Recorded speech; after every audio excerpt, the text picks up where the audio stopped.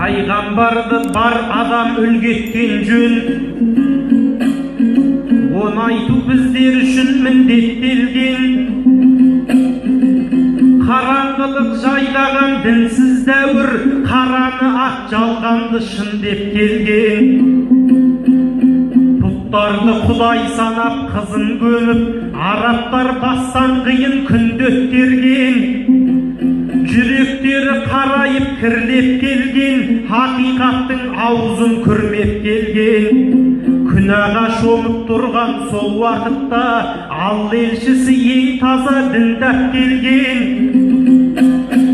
Халал менен харамды ажыратып, Құдайды хақ, Құранды хақ, Алланы бір деп келген. Барлық адам баласын бірдей көрді ол, жоқ ешкімді қожайын құл деп бөлген.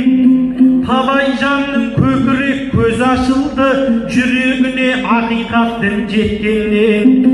Адамзат атаулының ең абзалын әр мұсылман өзіне үлгеткен жөн. Қос дүние бақытының жолын нұсқап, қос дүние сұлтаны боп құрметтелген.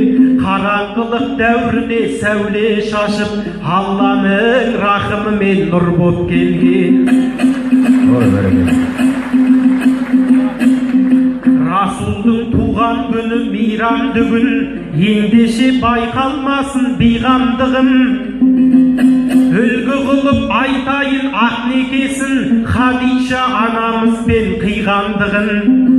Надандыққа толы сол ортасынан, тура жолды іздеуде қиналдымын. Қаланың ушуынан шаршағанда, Нұртауында өткізген кейдер күнін. Bir günü Cebrail perişte kep, nurlandırıp жіберді хиран күрін. Rabbinin adı menen oku dedi, айтты алғаш қан болып ұйғандығын. Сол жомарт Rabbin dedi үйрететін, қалам менен жазуды жинау ділім. 40 жаста пайғамбар болды осылай, жаратқан сүйіншілеп сүйген құлын. 23 жыл уақилар келіп жатты, ардақ телші көкейге түйдер бірін. Осылайша Алланың қалауымен күллі әлемге таратты иман нұрын.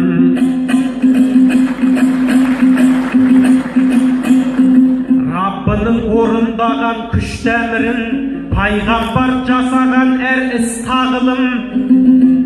Не бір қиын азапқа душар болды, таратам деп ең ауыр тұстадың. Жақыны да сол кезде жау боп шықты, ата діннен безді деп қыстап ұлын. Қалауыңды алдағы діннен бастар, күрмеуге келмейді деді қысқа жібін. Бәдір мен Ухуд хандақ шайқасында сахабаның ажалды құшқанымын.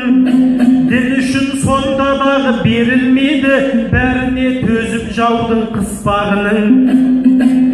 Таифқа барғанында таспен атты, таптың деп салдымыздан тысқары дін. Сол кезде періштелер ашуланды, елшінің білмеді-ау деп еш қадірін. Қостауды бірақ қосып бұл қауымның, жояйық деді бірден түп тамырын. Сонда Расул олармен келіспеді, ашуына жеңдірмей күш сабырын. Пайғамбар екенімді білмейді олар, деп сонда елжіретті іш бауырын. Ұрпақтары иманды болар бәлкім, бізді қуып шыққанмен қысқа бүгін.